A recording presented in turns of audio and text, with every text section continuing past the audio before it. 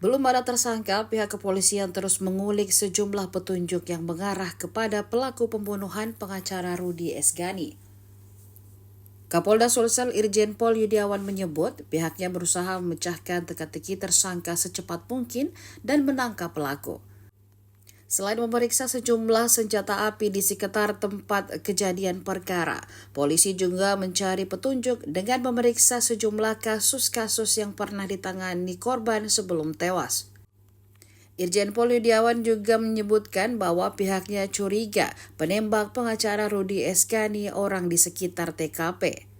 Hal tersebut disampaikan Yudiawan mengingat kasus ini masih dalam tahap penyidikan. Diinformasikan sebelumnya ada 11 senapan angin yang telah disita, nantinya akan diperiksa di laboratorium forensik. Dia juga belum memastikan terkait jenis senjata yang digunakan tersangka saat mengeksekusi korban.